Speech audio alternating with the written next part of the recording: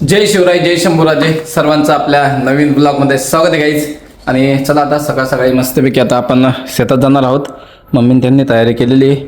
बाहेर बघा कढईन ते ठेवलेली इथं.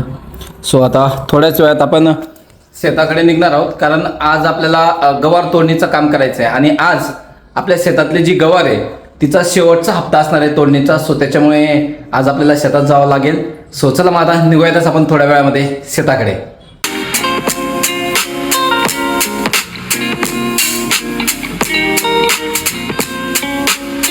चला गाईज, वावरामध्ये आलो आपण आणि आज आपल्याला गवार तोडायची आहे. आणि गवारचा हा शेवटचा हप्ता आहे. पाहू शकता तुम्ही सगळे गवार जे पानं असतात ना ते सगळे गळून गेलेले आहेत. आणि हा शेवटचा हप्ता असणार आहे. नाही तर आधीच्या व्हिडिओमध्ये बघा तुम्ही गवार किती जबरदस्त लागलेले असायचे. आता एकदम थोडी थोडी लागलेली दिसते, कारण आता शेवटचा हप्ता आहे. हा हप्ता तोडला गेला की मग नंतर काय ह्याला उलगवून द्यायचे, म्हणजे पूर्ण वावर जे आपलं ते क्लीन केलं जाईल. चला आता आई बाबा ते पण आलेत. आणि सुरा इथं वावरातच होता, कपाशी कोळपण्याचं काम चालू होतं त्याच्यावालं. तेव्हा आत्ताच कपाशी कोळपून आला. आणि अजून लहान आहे ते पण येणार आहे. सो मग आता थोड्याच वेळात गवार काढायला सुरुवात होईल गाईज आपल्याला मस्तपैकी. आता ना हे बघा, ह्या भाकऱ्या आणल्या आहेत आपण, ज्या घरी उरलेल्या भाकऱ्या असतात त्या गाईला आणि बैलांना टाकून द्यायच्यात आपल्याला. त्या बऱ्याच भाकरी उरलेल्या आहेत गाईच इथं. हे बघा किती भाकरी आहेत. या सगळ्या आपण आता मस्त शेडवर घेऊन जाऊत आणि मग बैलांना आणि गाईला टाकायच्या आहेत या भाकऱ्या आपल्याला. चला गाईचं बाबांनी ते चालले तिकडं मस्तपैकी बैलांना आणि गाईला त्या भाकरी टाकून येतील. भाकरी घेऊन चाललेत तिकडं. चला गाईज, शेवटी गवाऱ्या तोडायला सुरुवात केली बघा मम्मीने. अजून एकट्याच आहेत, लहान त्या यायच्या बाकी आहेत अजून. ते आले का मग अजून 2-3 जण होतील ते. आता सध्या मम्मी त्या एकट्याच तोडतात गवाऱ्या बघा या साईडला कड्यामध्ये. आणि खूप जास्त लागलेले नाहीत, वरच्यावरती जे गोंडे आहेत ना त्यांनाच लागलेले आहे. कारण आता शेवटचा हप्ता आहे आपला हा. आणि नंतर मग उलगवून द्यायच्या त्या गवाऱ्या. नुसत्या वर्षावर लागल्या आहेत काय, 2-2, 3-3च गवाऱ्या लागल्या सगळ्या इथं. पहिले लय लागेल राहायचं का मग, आता नाही एवढं लागेल. शेवटचा हप्ता आहे ना आता ह्यो. हे बघा गाईस, नुसतं थोड्याफार निघतायत गवाऱ्या. चला आता सुरुवात केली. अजून लहान ते आले की मग 2-3 जण होतील. हे बघा लवकर होऊन जाते ना आज. मग काय आहे 3 तुकडे तर मग एखादी बाई नाही लावली ना. अजून एखादी बाई लावला पाहिजे ना मग 2-3. कोण संगीत बाय. हा गाईज बाया लावल्या नाहीत आज, कारण ना 3 तुकड्या आहेत गाईज. 2च जण आहेत हे, कारण लहान अजून येईल. 2 जणांना होतात का नाही माहिती नाही, पण चला ठीक आहे बघूयात आपण. आता सुरुवात तर केली आहे गाईज. मेंढ्या आल्या आहेत. चालला केवढं समजा काय घेऊन चाललंय बघा. आपल्या बाबा बी आला असतं. काय बाबा, शेळ्या काय इथं टाकल्या का? शेळ्या मेंढ्यामध्ये टाकल्या का? गाईज बाबांनी त्यांच्या शेळ्या होत्या आधी, आता मस्त मेंढ्यांमध्ये टाकून दिले त्यांनी शेळ्या. बैलजोडी, मेंढ्या, शेळ्या सगळ्या सोबत घेऊन चालले चारायला. लहान त्या पण आल्यात, मामीन त्या पण येऊन गेल्यात. आता 2 जण आणि इकडं नानान ते बी थोडं लाव बाबांते बघा. 4-1 जण होऊन जातील गाईज मस्तपैकी. आता लवकर होऊन जाईल मग. बघू आता आपण का, तरी बराच वेळ लागेल कारण 3 तुकडे आहेत ना. इकडे मामी आजी आहेत, इकडे नाना आणि 2 जण तोडतायत बघा. इकडे नाही लताबाई तिथेच ना देवनगरला.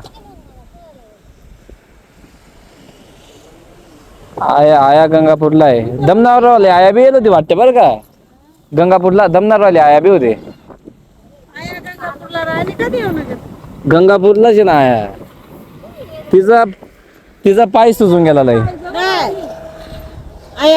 गंगापूरला आहे ना. दमनारवाले आया बी गंगापूरला. 2 जण जाणार होते आज देवनगरला. मला पाठ फोन आलता. दमनारवाले आया ना आपल्या आया, त्याचा बी लय पाय सुजून गेला ना वाटतं. जाता बघा कढई भरली, एक थैलीमध्ये टाकून घ्यायचं गवाऱ्या बघा.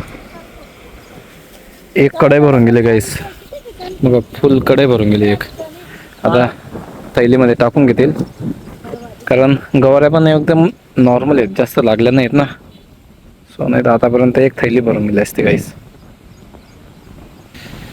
चला कढई टाकून घ्या ना ती कढई टाकून घ्या ना मध्ये. मावशीला फोन करायचा बी विसरून गेलो मी. पाठा मावशी म्हणे फोन कर म्हणे माझ्याकडून इकडून. चला गाईस गवार बघा टाकले गेली अशा थैलीमध्ये टाक. नाही ना अंजा मावशी नाही जायला अजून. पाणी आणू का? चला गाईस पाणी घेऊन येऊ आपण. इथं शिंदे ठेवली इथं. चला आता पाणी घेऊन जाऊ आपण तिकडे त्यांना. इकडे आलो तुम्ही या साईडला शेतामध्येच. मम्मीने त्या तिकडं गवाऱ्या तोडतायत आणि इकडे बघा मामांच्या वावरामध्ये ना मूग लावलेला आहे गाईस. एकच नंबर बघा किती मोठमोठा झालेला आहे मूग. बघा इकडं हे बघा पाहू शकता तुम्ही कसा लागलेला आहे गाईस मूग. चला आपण थोडंसं आता मस्तपैकी खाऊयात. मुगाच्या शेंगा आहेत मस्तपैकी गाईस बघा. वाव अशा छान लागतात ना ह्या एकच नंबर. आता असं खाऊयात आपण. थोडा वेळ आपण मस्तपैकी चिंचच्या सावली खाली बसूयात गाईस. आता बघा मस्त चिंचाकडे जाऊयात. आणि त्या साईडला आपले बैल पण चरण्यासाठी बांधून ठेवलेले आहेत. जे बांध असतात ना बांधाला मस्तपैकी गवत आलेलं असतं. सो त्याच्यामुळे बैलांना तिथे चरण्यासाठी बांधून ठेवलेलं आहे. चला आपण आता जाऊयात थोडा वेळ चिंच खाली बसूयात आणि नंतर मग बैलांकडे जाऊयात गाईस. चला आता तुम्हाला आपली बैलजोडी दाखवूयात आपण. मग हे गवारच वावर गाईस इथं. ही पण गवार पूर्णपणे उलगून गेलेली आहे म्हणजे संपले आहेत गवार. बघा मस्तपैकी हा एक आपला बैल आहे. गवारच्या वावरामध्येच बांधून ठेवलेलं आहे गाईस. मस्त चारा आहे ना. आणि ह्या साईडला एक आहे बघा मस्त चारा खातायत ते. चारा टाकण्यापेक्षा हे जे शेत आहे ना आपलं ह्याच्यामध्येच खूप गवत आहे. सो त्याच्यामध्ये मस्तपैकी बैलांना बांधून ठेवलेलं आहे गाईस. बघा मस्त खात आहेत. फक्त एवढे हे बैल जे आहेत ना गाईस मारतात हा खूपच जबरदस्त. ते फक्त लहान भाऊ आणि पप्पा त्यांनाच फक्त मारत नाही. बाकी कोणी पण जवळ जर गेलं ना त्यांना डायरेक्ट मारतात. सो त्याच्यामुळे थोडंसं दूरच थांबतोय. कसं आहे शेवटी मुकप्राणी आहे. कधी मारायला सुटेल सांगता येत नाही. ह्याचा आयतबार नसतो. इकडे बघा गाईस कपाशी बघा किती छान आलेली आहे कपाशी.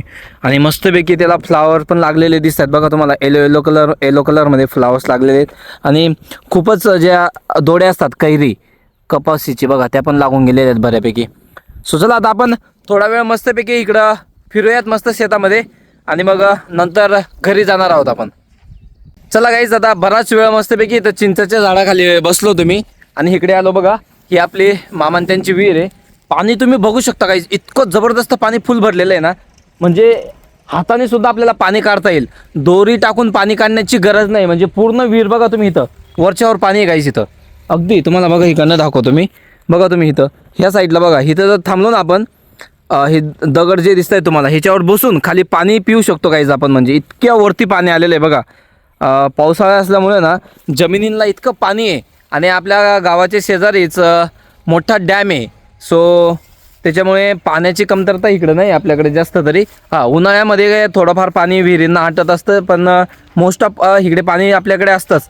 कारण जे डॅम आहे डॅममधून जर जो पाट असतो आपला पाटला जर पाणी सोडलं ना तर बऱ्यापैकी विहिरींना पाणी चांगल्या प्रकारे येऊन जातं. सो चला मग गाईज आपण आजचा ब्लॉग इथं स्टॉप करणार आहोत कारण आपल्याला घरी पण जायचं थोडंसं काम निघालं आपलं. सो त्याच्यामुळे आपण आजचा ब्लॉग इथं स्टॉप करूयात. आणि नक्कीच ब्लॉग आवडला असेल तर आपल्या चॅनलला सबस्क्राईब करा. भेटूयात आपण अशाच एका नवीन ब्लॉगसोबत.